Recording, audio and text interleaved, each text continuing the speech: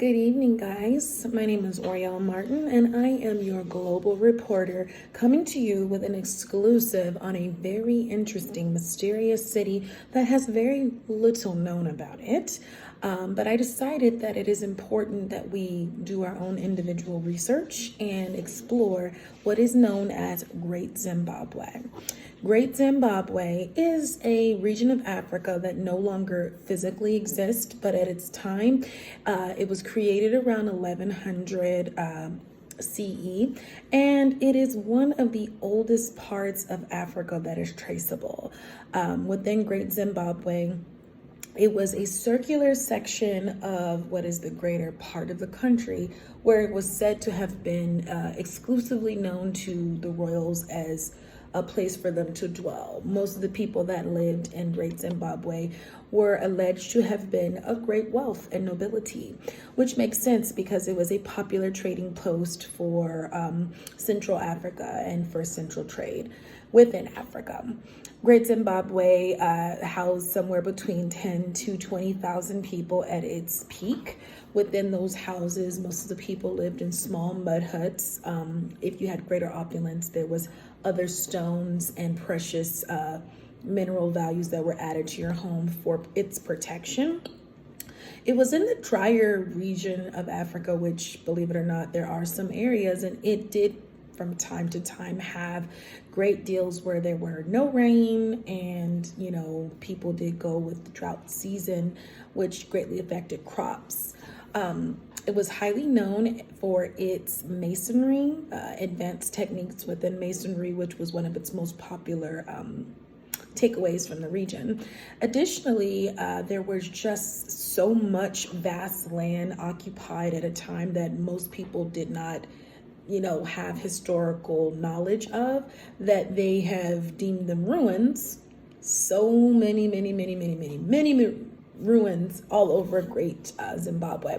One of the very, very popular ones was the Valley Ruins, which was filled with an array of homes, all of which had, different styles, different builds, but it just kind of exemplified the status at which you lived when you were a resident within Great Zimbabwe.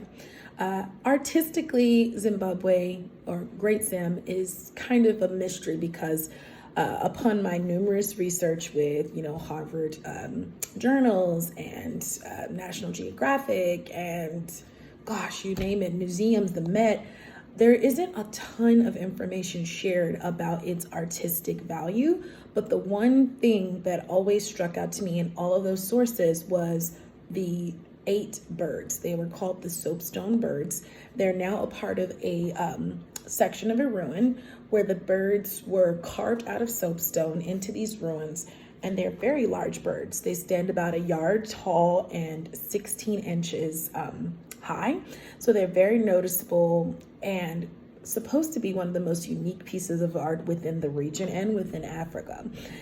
When you go to Great Zim, if you are allowed to visit it, you would see those particular birds in that section of the ruins and know instantly what they were, because they are a pretty significant piece of the artistic culture and history of the land. In addition to that, there's enormous other regions at which they are considered ruins for Great Zimbabwe.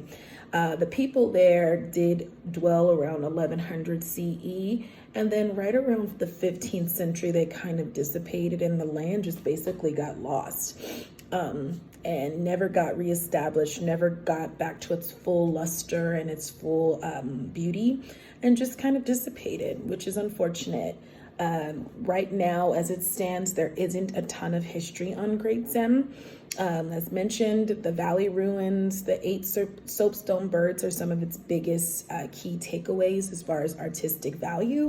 They're very known for their notable masonry. Dry region with not a lot of water, sometimes a lot of drought, which affected their crops and their trade abilities. But overall, they lasted for quite some years.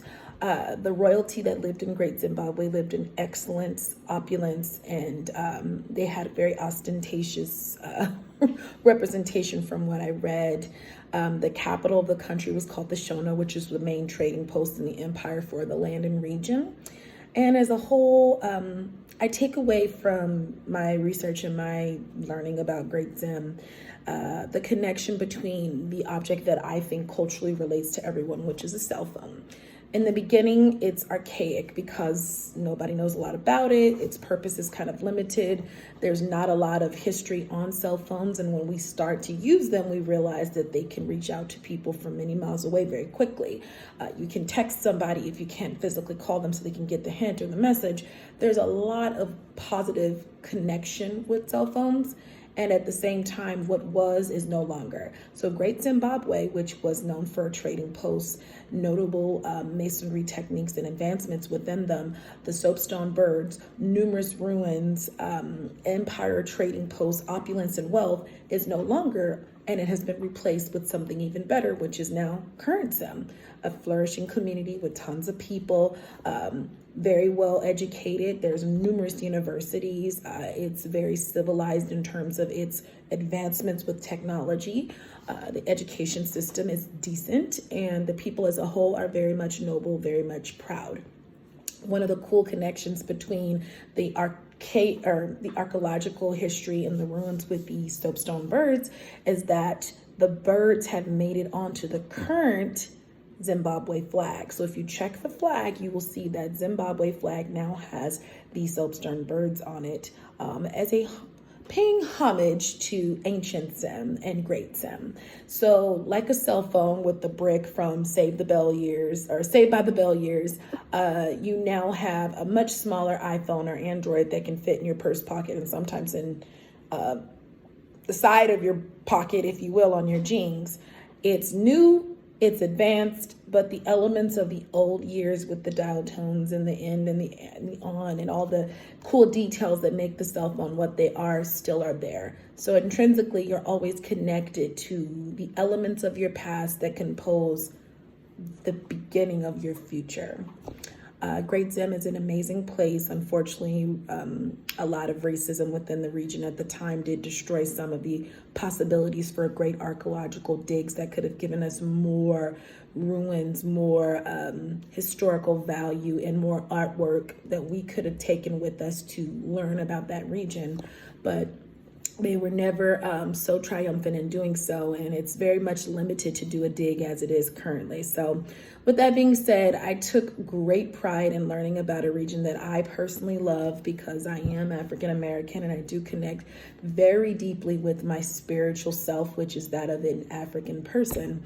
And I believe that more research needs to be done for the history and the future of Great Zim, because anything that comes from Africa has to be great.